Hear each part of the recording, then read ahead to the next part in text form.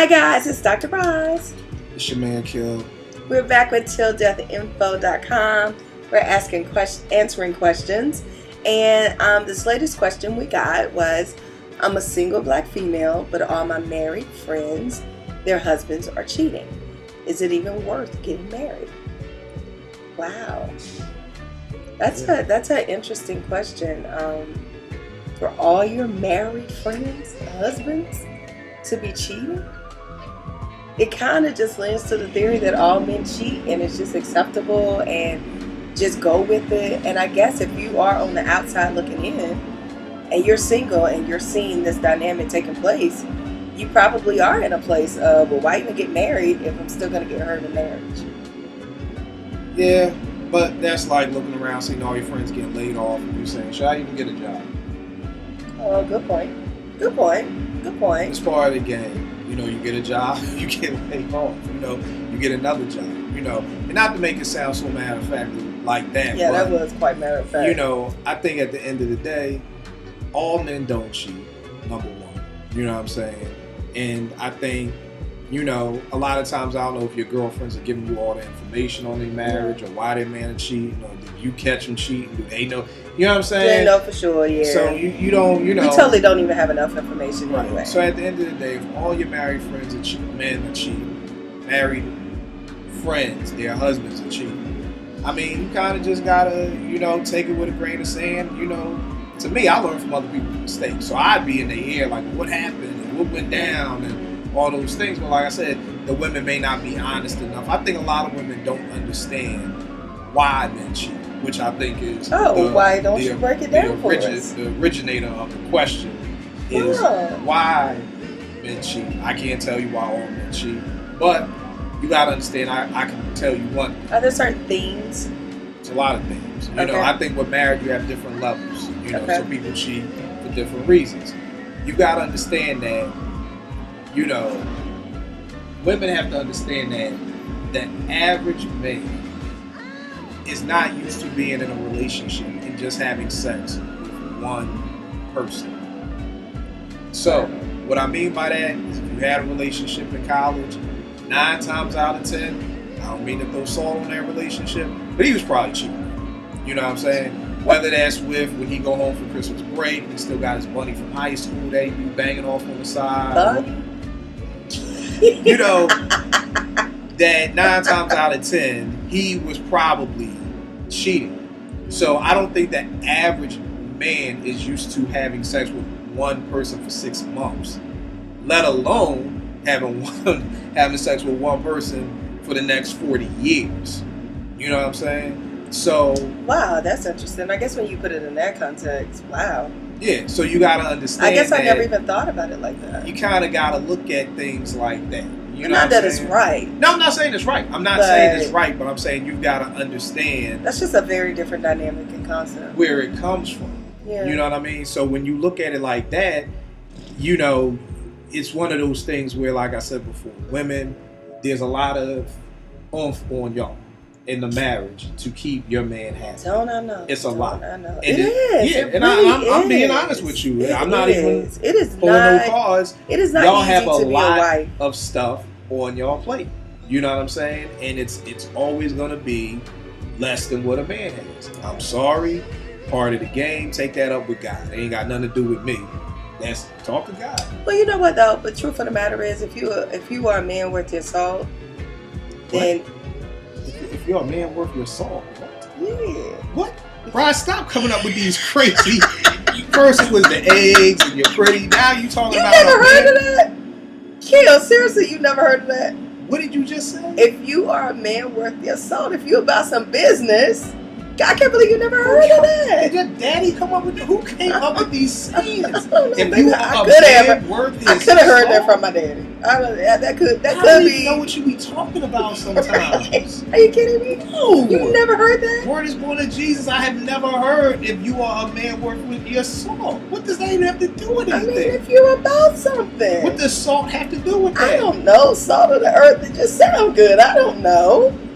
I don't know. Maybe. Okay, so what are you trying to say? That if you're a man of your business, talk to me in English. If you are handling your business and you're doing what you're supposed to do as a husband, then I don't think it's easy being a provider. I mean, that's a lot. That is a lot. It is. But it's a lot. I do recognize all that. I'm saying is, I'm not saying, I think marriage is hard work on both fronts. Yeah. I think women, especially in the sex department, have a whole lot more to probably do than men. At the end of the day, Tanya's always going to do, she has to do Naomi's hair. So that could be a whole day right there of her. So that's all I'm saying. I'm just giving y'all props. And you fighting it like, no, I'm not fighting it. I'm telling you that y'all do a lot more than maybe what men do. I do recognize that being a provider is hard. Right, okay. So if you are a man that you are a man pride about yourself. Salt, pepper. Not pepper, just salt. If you're about your salt, if you're about your business, then okay. So you're making me rethink everything I've learned as a little girl. But if you are about your business, I mean, I can't imagine it being easy being a provider. Right, and it's not easy. Yeah. But I'm just saying that. But when you think about it from that standpoint, that you're going in people who watch us all the time know I love Chris Rock. I quote him all the time. Like Chris Rock said, that's where he needs to thank God for strippers, because somebody has to entertain married men. What? It's like the song. Chris Rock said, thank God for strippers, because someone has to entertain married men. Why? Like he said, your wife will take care of you. She will support you, but she ain't gonna entertain you. So she might, and that's extra. That is extra. That's the extra. I don't know if women need me swinging on a pole or on the monkey bars to get you turned on. So that's all I'm saying is that's the extra. Most women are like, hell no, I ain't swinging on no pole. So that forces men to go to strip clubs, either secretly or honestly. But somehow, I feel like you just busted out a whole bunch of men right now. And I didn't mean to, but it's just, that's the thing. So, you don't know why these men are cheating on these women. They could be cheating because, boom, they asking their wife for 50 things, the wife ain't giving them. They could be cheating just because they Eric Benet and just need sex all the time. There are whole different kinds of cheating. My opinion, I don't think the average man, now average, I have no statistics. She's the doctor. I just make stuff up as I go along. So I don't think the average man who gets married, who buys this ring, who spends like $5,000 on a ring, and pays for this big wedding and all this stuff, I don't think he's going into this with the qualms of I'm ready to cheat. Like, I don't think he's going into this, the average. That could just be 6 out of the 4, but 6 men I don't think are doing all of this to just say, good, let me cheat. Something happens along those ways that once the marriage is here, that he's not being fulfilled. And I think it's the same thing with women. I think when people aren't fulfilled, that's when the average married person starts to have wandering eyes, which can it's that reciprocity factor. If I'm giving, and you're just taking and you're not pouring back into the marriage, then you get jaded. Right. You get resentful, and it's hard. Right. And it's hard to come back from that. Okay. It is hard to come back from that because now you see this, you don't see this person as the person that you said I do to. Right. You see this person as the person that obviously you don't care about me because you could do all this to me, basically. So for Shorty, I'm just saying, you just got to try to find a good dude. Yeah. You know what I'm saying? And just to try to have that open, honest communication. And I think the whole thing with communication, and I think a lot of people get twisted, is it's not just talking about something. I can sit here and tell you I'm unhappy with the way you treat me. Mm-hmm. And we could talk about it all night. But real communication, to me, then has to come with change. Yeah, it then has to be like, okay, I don't like the way you treat me, and how is this going to change? And I think what happens is most of us don't communicate in our marriages. Then when we do communicate, it kind of falls on deaf ears, which then makes you look straight even more than you was looking before, because you're like, wow. But then you become a nagger. Right. Because it's like, wow, I opened up to tell you something, and you just, it's going in one ear and out the other ear, and nothing's changing. So I just think in relationships, you've kind of got to set the foundation. So, you know, I think after a certain amount of time, maybe you've been dating for somebody for 6 months, you know, y'all are on the same page. He's talking marriage, you're talking marriage, y'all talking the future. I'm just saying, hey, you know, you're talking about your eggs going, so you got to speed this process up. So after 6 months or a year, however long, once you start talking about that, I think those are the times that you start to begin to build your foundation for your marriage. Like from the time me and T got engaged, we started putting our money in one account. Yeah. Because my big thing was, what happens is we live our own individual lives, and then we get married, and we think it's supposed to be like some miraculous, you know, after you say I do, everything just falls in place. So for us, I was like, let's start setting a foundation now. So, you know, we lived in 2 different apartments, but, you know, I'm like, just before I come over and you got your girlfriends over, you know, let's get in the habit of calling each other to say, hey, is it cool if such and such comes over? So that, you know, it's not this big shock, because I'm like, when I come home from work, this ain't Martin. I may not want Tommy and Cole everybody over my house after a hard day's work. You know what I'm saying? So let's start working on it now. So I think once you start building the foundation of your marriage, when you're getting engaged and in those relationship stages, I think prayerfully that kind of is what makes the marriage work a little better. And I'm not saying you can do all that and the person can still cheat. I'm just saying that if you're building your relationship, and the whole nature of our relationship is talking. We talk. What's going on with you? What's going on with me? We have a real open and honest relationship. And check-ins from time to time, then that becomes part of your marriage. So then prayerfully, if you're having good check-ins, not just check-ins, but you're having good check-ins, then things won't slip under the rug. You know, because and me and T were just talking about this the other night. I think the other thing that kills a lot of marriages is arrogance. We're real arrogant people. Like, yo, I can do better than her, or you and your purdy and all that stuff. You ain't gonna waste it and all those things. We're arrogant. Well, we should waste our purdy. Okay, but what we need in marriages is humility. We need that humble spirit of, I'm not treating you good. Okay. Before I get into my feelings, because then I hear you not treating me good. Now I'm like, what you talking about? I did this and I did that, and I took you here, and remember that time I had to come pick you up and do all that? And none of that matters if the other person doesn't perceive it that way. Exactly. But that comes with humility. Yeah. So for me to then say, let me put all the things I thought I was doing to show you, let me put that to the side and listen to what you're saying, and then be open to hear why you feel that way.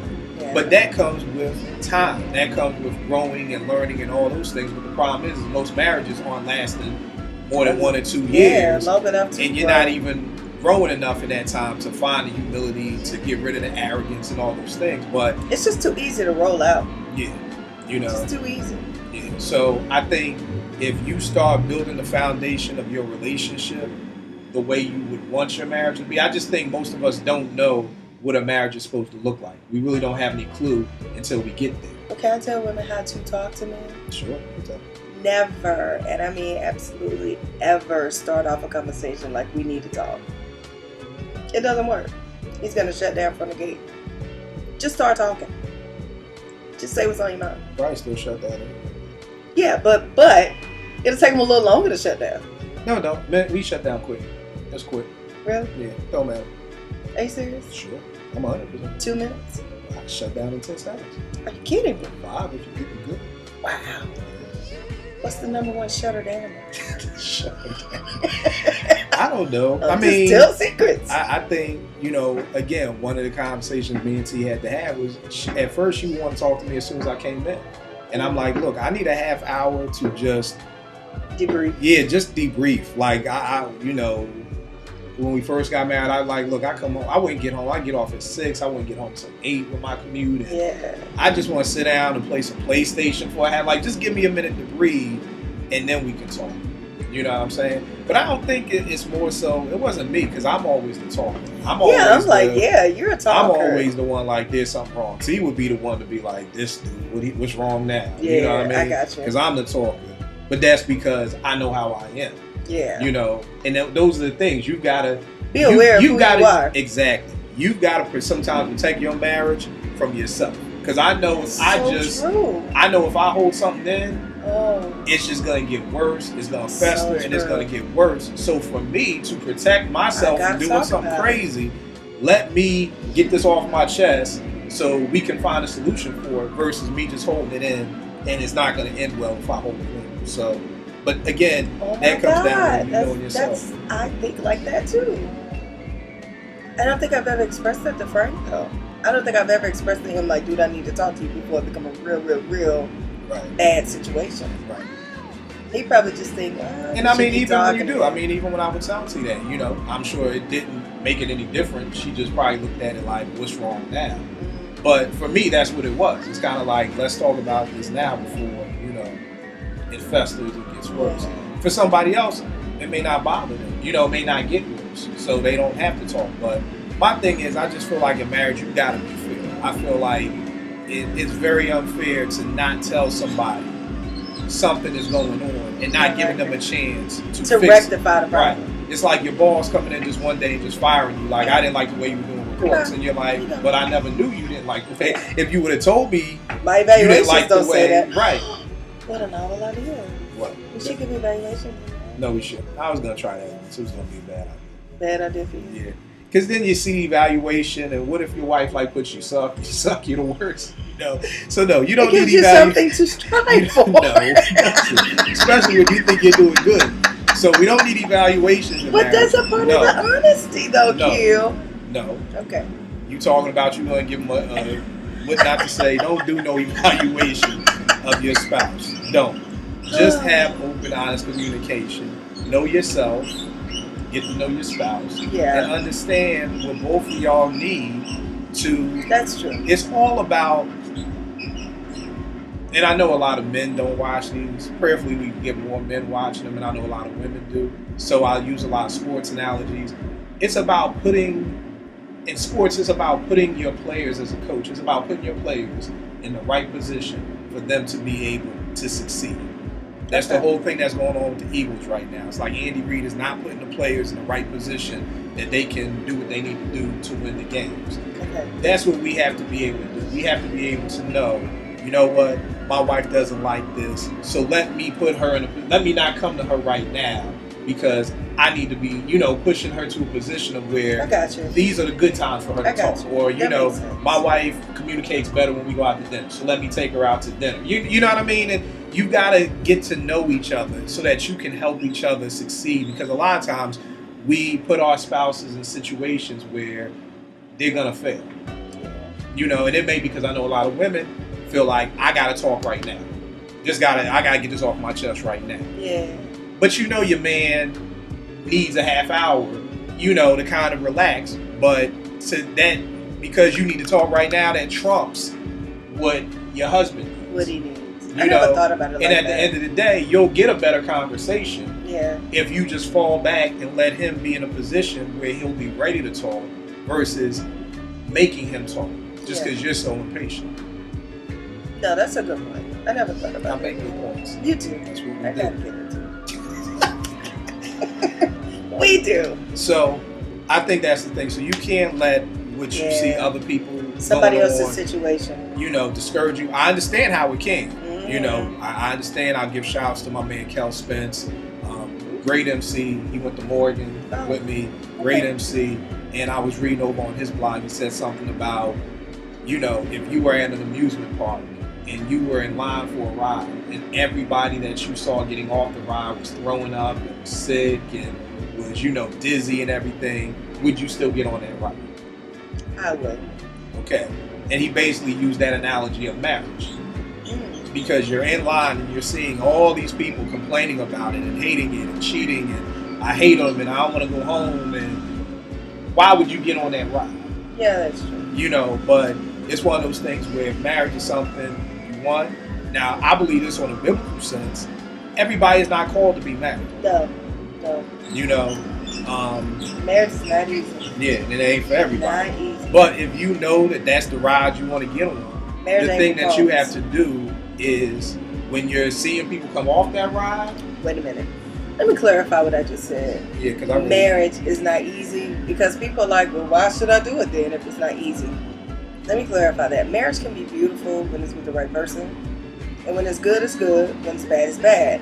But when I say marriage is not easy, you got to think that you are merging two individual lives and trying to become one. And still trying to maintain who you are within that marriage. That's where it gets a little confusing. That's when you hear people say marriage is not easy, because I know we hear that all the time. And it's not just that. But nobody really explains it. For me. But the point is that what in this game of life is easy? Well, what's easy? That's true. You know what I'm saying? Nothing's easy. I mean, you certainly have to learn how to compromise. But we put these expectations on marriage that it's supposed to be easy. Finding a job ain't easy. Keeping a job ain't easy. Working ain't easy. But we have this philosophy that marriage is supposed to be easy. But what I was saying is, for the Kel Spence analogy, is if you want to get on this ride, you know what you need to be doing? Asking the people who got off the ride, what happened? What went wrong? Oh, you put your hands up. You should have been holding the thing. You know, like, why? You know, why did you throw up? Did you eat funnel cake before you got on this ride? That's true. So if you want to get on the ride, then the people who getting off, you need to talk to them and find out, well, what went wrong? You know, what didn't go the right way, or what did you do wrong, and how can I figure out how to do things better? I'm just from the breed of, I like learning from other people's mistakes. And just know that cheating is situational. It's situational. It doesn't apply to everyone's marriage. It's a situational factor. You know, so if you are looking for someone, then go for it. Don't let somebody else's experience stop you from getting the love that you deserve. Because misery loves company. So. Absolutely. TilDeathInfo questions, TilDeathInfo@gmail.com. Dr. Roz? It's your man Kil, hold it down. Check y'all back in a minute. Hit us up.